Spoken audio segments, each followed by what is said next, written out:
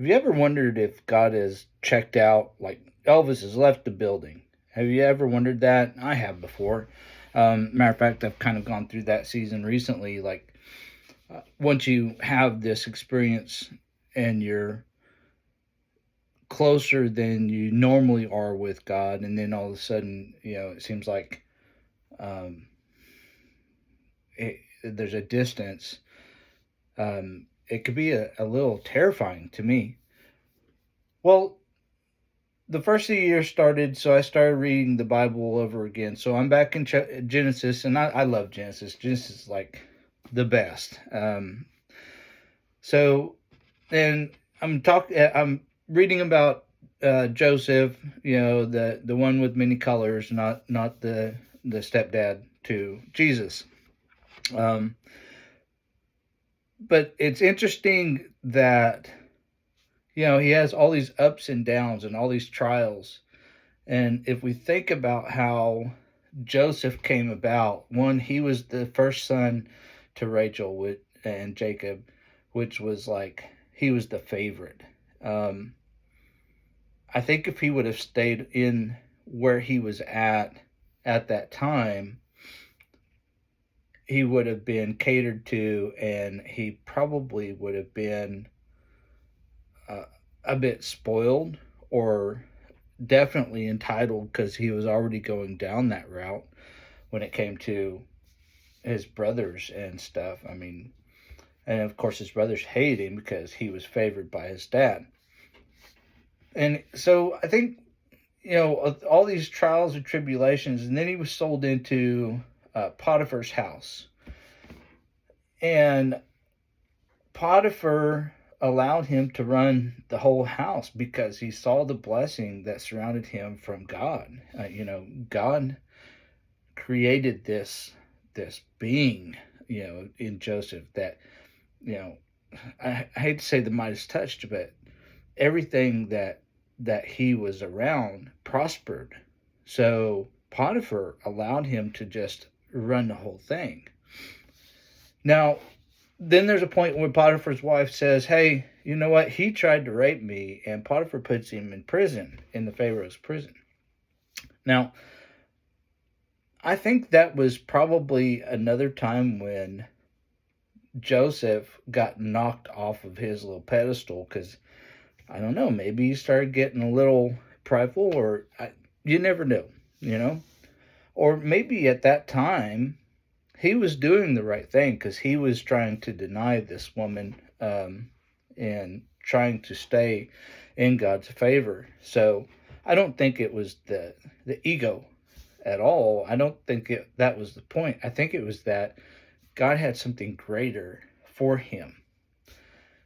And I think sometimes, like in that instance, when he was head of the house, God had him in a position where he wanted him to be. So even just like, if you think of it in our lives, the master of the house stepped away and allowed his servant to actually have dominion. And that's what God tells us to do. I mean, his first commission to man was, go, be fruitful, multiply, subdue the earth, and have dominion, which dominion means like, your own kingdom, right?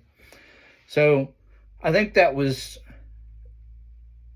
what we see sometimes in our own lives, is that when God has us in the right place and we're doing what God asks us to do, he's still there.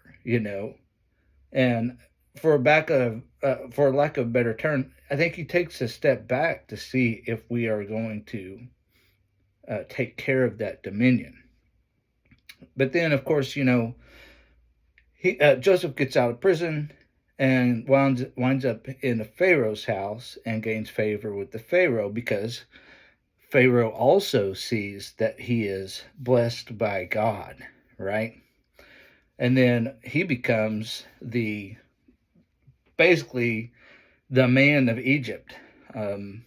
No greater person in Egypt except for the Pharaoh.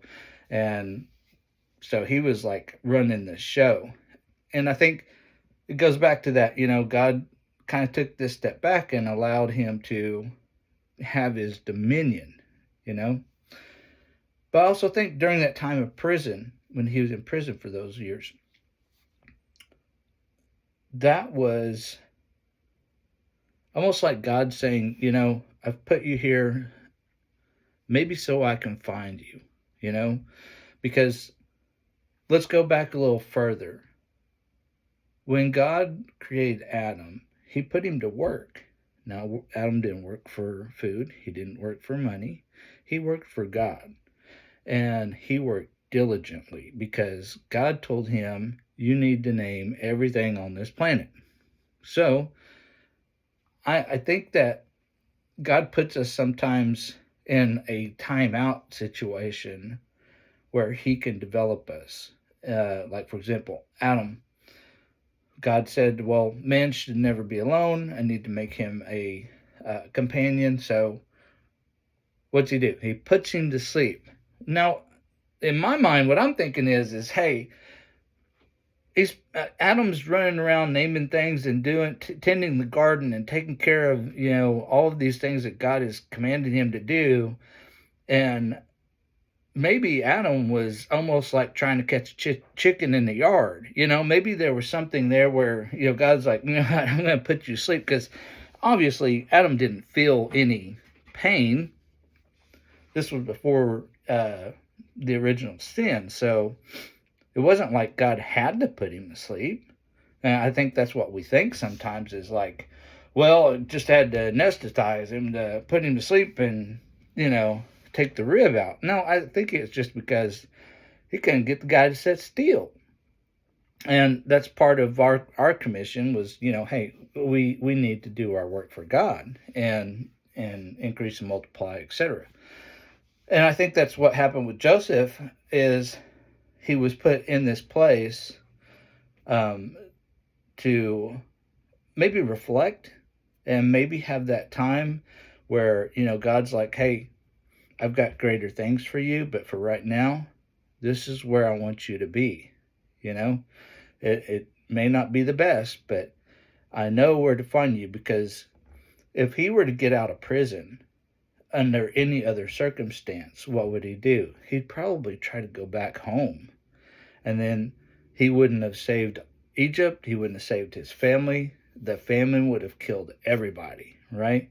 So Joseph, even though he had these trials and tribulations, and I've said this before, I think before Solomon, Joseph had such a wise view on things, like when his brothers came to beg for forgiveness, and he said, what you intended for evil, God intended for good. And I think we should look at the earth that way too, or, like earthly things. People say things about us or, wrong us in some way or another. And, they intend it for a bad purpose, but, God can turn that into a good thing. We just have to allow God to work.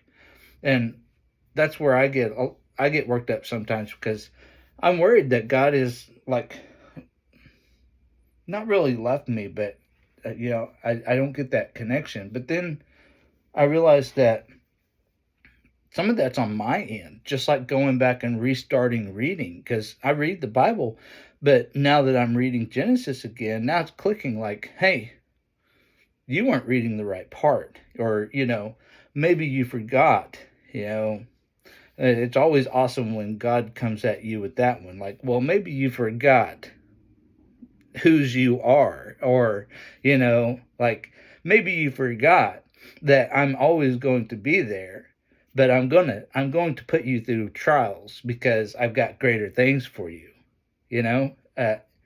I think that's what happens sometimes. I think sometimes we just open the Bible and we think, God, give me an answer. And that's not how it's going to work.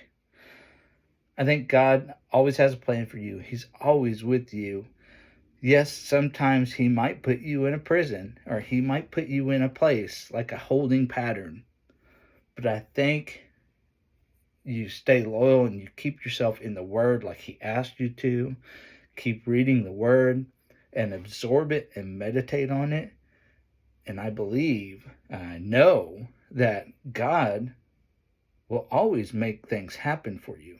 I mean, if you're a child of God, rarely does he say no. He just says yes in a different way. I hope this message helped you out today. God bless you. I love you. Bye.